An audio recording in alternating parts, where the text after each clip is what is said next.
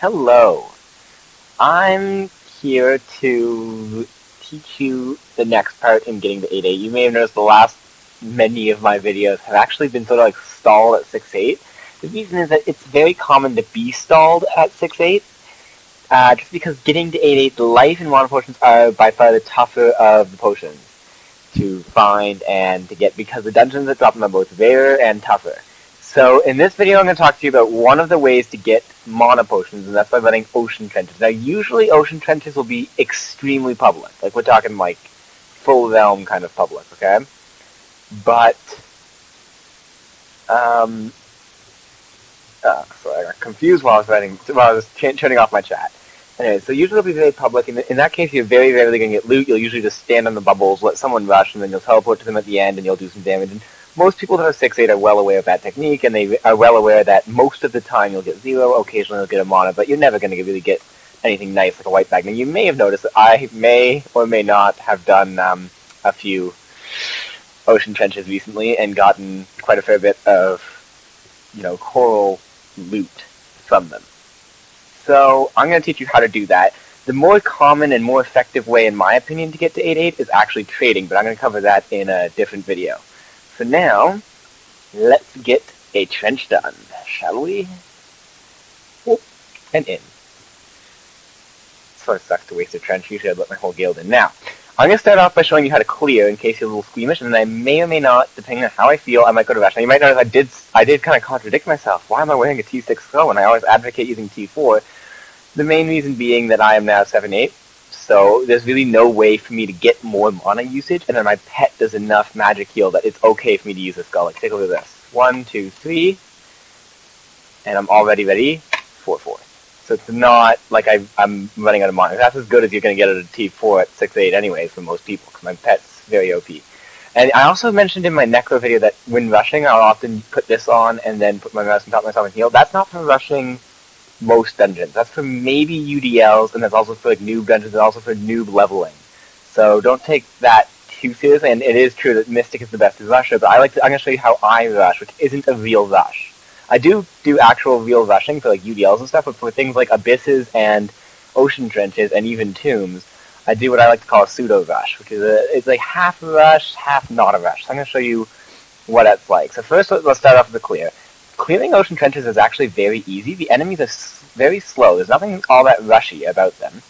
It's just they have a lot of status effects and they do a lot of damage. They're high-level enemies. Like you see, I just got confused by the boomerang shot that they shoot at. It's not actually a boomerang, it just looks like one. So that works fairly well. Now you'll notice that I've got this little health bar beneath me. Why do I have a health bar? Is that a mana bar? It's blue? Well, no. It's oxygen. You need to get to the vents. You see those bubbling vents of oxygen? Yeah, you need those, because without those you drown.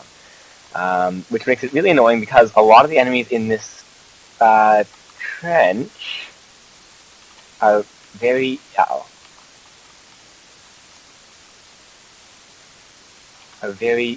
movement preventing. That was not very well done. I got disoriented while talking to you. That is not how you should handle this. You should always be near vents, and you should always know how to get into the previous room. In case the room is full of enemies and you need to find a vent, you can run to the previous room, and you should know where the vents are at all times. That was my bad, and that was a very good example of what not to do. Sorry about that. I almost had the Nexus there. I used up so many health potions. Whoops. So, not everyone's perfect. It's okay. So, anyways, you definitely want to get to your oxygens, and that's how you clear it. Now, those guys are easy. I'm going to now rush until we meet the next kind of enemy. Although, Necro is still not a very good rusher. I would very rarely actually rush on a Necro, but let's take this. Squiddies. The squiddies are interesting. When they drop those little balls behind them, those little balls will hurt a lot if you walk over them. So let's get to oxygen before I see it blinks red before you're actually losing health, which is good. But once you start losing health, it drops fast. I'm amazed I survived the last one. So the thing about squids is that if you get close, they'll do a pretty nasty shotgun, and they can also drop off little black balls that will blind anyone that goes near them. And that's basically them. They're not the big enemies. You're going to see the big enemies soon. There's one that I hate, and there's one that everyone else hates. And I don't know why everyone else hates it so much, but it's definitely annoying to rushers, and this is a very full room. Is there oxygen in this room? Yes, there is. Okay. So it's a little more tactical to do these, and you can see they are a lot tougher than most other dungeons that I've shown you and that you've probably run, especially when you're not in a massive group and you're not rushing. Because the enemies are healthy, too. Like, you may notice they're very healthy and they're not taking much damage from my shots, even though I'm 7 of 8. And that's just the way they are. They're high-level monsters. They're supposed to be tough. So I'm going to skip ahead to the next enemy, speed through.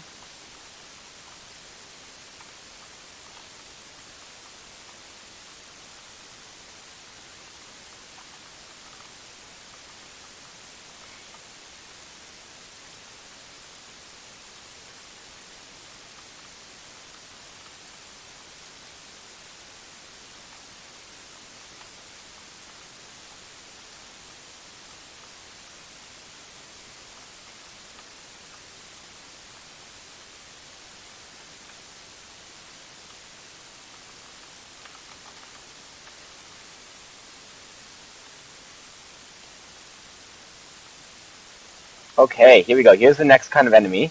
He's like a bigger version of those mini guys, and he's healthy, and he's got confused, and he's actually my least favorite enemy that exists in Ocean Trenches. Most people hate the horses more, or the ponies, depending on who you ask. And I'll get to them when I find them.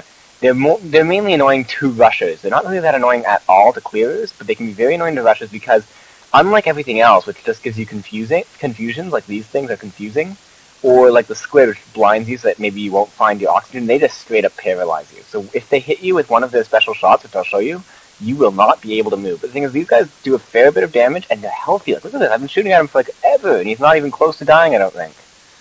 Like, look how long he takes to kill. Oh my, this is why people rush us, because everything's so healthy, and those Atlanteans, I think they're called, are healthy as hell. Anyways, that's clearly the wrong way. I'm going to go this way. And I'll show you when I see a horse. They are the stoppers of every rush. I'm going to rush until I see the next horse, and I'll stop the video then. Those seahorses, by the way, not actually scary. They don't do enough damage to be all that scary once you're 6'8". Notice that in my pseudo-rushing, if I encounter too many enemies, I stop the rush and sort of backtrack a bit just to kill off a couple of the enemies to make it a little easier to rush, and then when there's like 1 or 2 left, then I continue my rush. And there's a little bit more than a couple left, but that's a horse. That was a pony. That was a pony for sure. That's the scary ones. And now I'm blind. Okay, so that was a little terrifying, because at the end of a pretty nasty room I met the ponies, and they're not fun creatures. Well, they're fun to play with. So I'm going to clear the next room just to talk to you about it. This is not the best class, by the way, for doing this. I mean, I said that that necros can rush, but it takes a lot more skill than I have, which is why I suck at it, because I suck at rushing in general. Like, I can't rush on my warrior. Not very well, at least. And warriors are considered like the best rushers, aside from maybe ninjas, but I definitely can't rush on my ninja. Not this, at least. I can rush actually this pretty well on my rogue and my trickster, because they're fast and they have abilities that overcome the movement problem, right? The trickster, if you get paralyzed, it's like, whatever, I can just keep going. If you're confused, you can just stop moving and start teleporting everywhere instead, and it works fine. And rogues can go invisible, which just makes them great rushers just for that reason alone.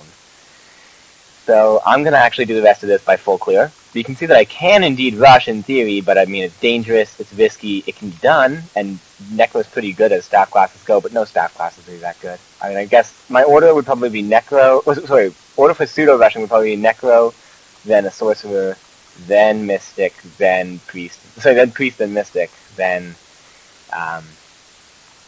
Wizard, probably. Because the great thing about Necros and Sorcs is they can actually see enemies around corners by using their abilities sometimes. Anyways, let's continue. That is a horse. And you see, he doesn't seem to be doing anything except for shoot these like spirally things. And he doesn't seem that scary, and he actually is kind of like poorly drawn. But those spirals paralyze for a long time, just barely short enough that you can get out of them if you attack them. They're healthy, and they can kill you if you're not prepared for them, because when you're paralyzed, you can't get to your oxygen, and you need oxygen because, yeah, you're underwater. You need oxygen to, exhale and inhale properly. So that's why they're scary, and that's why people hate them. And I don't hate them that much because I'm often clearing, which makes them a little less scary. Or I'm rushing on a trickster or rogue, which again makes them less scary because with a planewalker or just any prism, you should not have any issues not drowning.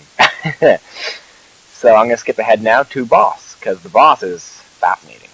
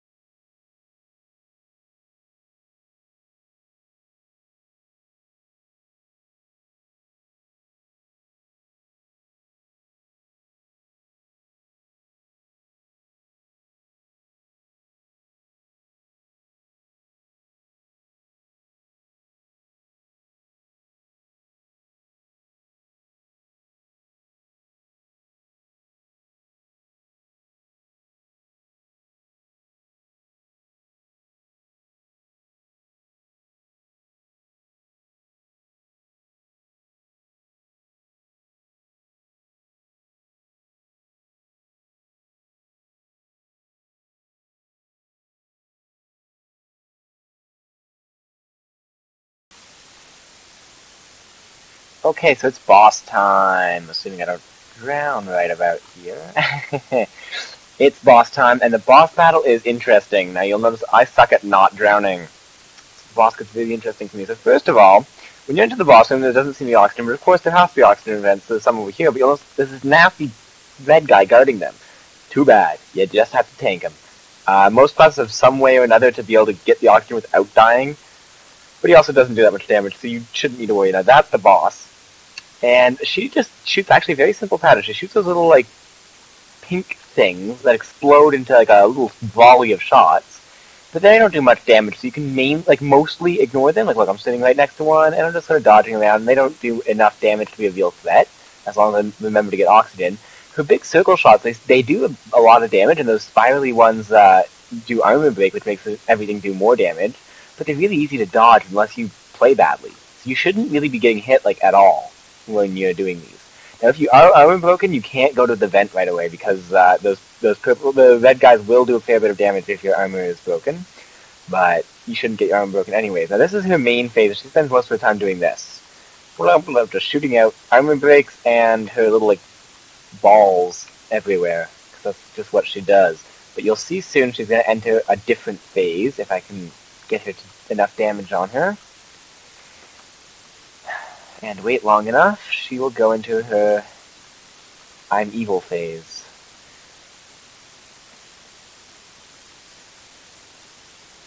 Which is coming up soon. In theory, if she'll listen to me. Oh, see, armor broken, so I need to get off of my enemies and just wait in the corner, and then I can come back in. It doesn't last long enough to drown you, typically, but you should really have some health potions on hand, just in case. I wish I was on one of my other classes. Necro is just not designed for this, frankly. You have to be careful not to get too close to any unexplored paths. Like you can see just over here is a pathway that I never explored. And it probably has enemies still alive in it, because why wouldn't it? And if I drag those into the boss room, this fight will get very interesting very fast. So I'm not going to do that. But if you do that, usually I would say just drag them back out of the boss room and deal with them, and then go back to Fessel. It's not worth dying for. Saving 2 minutes off your time is not worth dying for. Or at least risking death. Especially if it's like a pony. If it's like one of those confusing guys, you can maybe get away with it, because they're not that scary, really, like, especially on the small ones. You can sort of like ignore them if you can get them in a corner and run away from them, but a pony getting killed. Here's her annoying phase. Anyway. This phase is different, but see how short it was? She just shoots 3 of those, and you can dodge them if you're far enough away by like slipping between them. Now, there's a special thing about when she dies. If you can kill her during, I believe it is that phase when she shoots those 3 things, this phase, I think she goes into what's called dying vessel mode.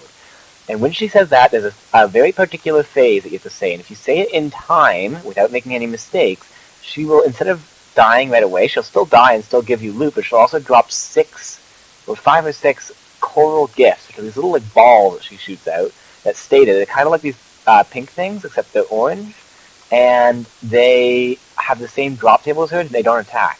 So they're coral gifts, and each one can drop a mana. So if you get that, you're lucky, because you can get lots out of it. And people love those when it's a public trench, because then everyone typically will get something or another. I mean, anyone who's good and is active and does their damage to those little balls quickly. So they're very useful, but if you don't say the right phrase in time, or you say the wrong phrase, something like, no, he is very, very dead, because her question is King Alexander alive? Then, yeah, she just gets up and attacks you with, like, the wrath of 1,000 suns, and becomes a little bit tougher, and drops the same loot as her. So you still get double loot, but you don't get, 7 times the loot, so, meh. Come on, Thistle. You must be dead soon. I'm running low on health. I should probably use my heal a bit more. I keep forgetting that I'm on my healing class. Whatever. Ow. Take that. Add that. Add that. Is she almost dead? Maybe. Maybe. Maybe not. Oh, you can see you can kill these red guys. They just have a ton of health. So like I just killed that one, and they respawn. Once you kill them, they respawn fairly soon, unless she's dead. If she's dead, you can kill them to safely get your loot if you want, but it'll take long enough that you might have to not kill them. Now, I need some health and some mana to get more health. Should have maybe brought a weaker skull, because I didn't think I was going to need to heal this much. I don't usually tank this many hits, but I get distracted when I'm recording, because it lowers my frames per second a tiny bit, and it also means I'm talking to you, which means I'm utilizing some of my brain to do not ROTMG, so. And she's a healthy boss, and she does take a while to kill unless you're doing the public. In public ones, she's usually steamrolled, which basically means she gets stunned and then murdered in, like, before the first stun can even wear off, maybe the second one, which makes her less annoying and scary. But you can see, like, I'm not getting hit by many of her shots. It's her little stuff that slowly ekes away your damage, and then those few times when you make a mistake and take more shots, like more damage than you should. And that's how she gets you. Sort of a sneaky attack. And these squids covering the air vents mean that you can't let the fight go on forever, because eventually they're going to scratch you down to dead, right? Well, in our case, scratch you down to Nexus, because dying is not worth it. And there we go. She's dead. You go in there. She drops a lot of untiered stuff. The set drops are very frequent, so just running a few ocean trenches, you'll usually get the full set. That's the Sea Silk, the Sea Bow, the Sea Ring, and the Sea Trap. And they're all actually pretty good, except for the Sea Ring, which is kind of crap, but goes along nicely with the rest of the set in aesthetics. So you can see now, I'm just going to show you how long it takes to kill these guys. Forever. But you can see once she's dead, they'll actually follow you into the middle. Before she was dead, they sort of guard the vents, but now that she's dead, they're going to sit in the middle and try to take out my loot if they wanted to. Alright, so thanks for watching. Yeah.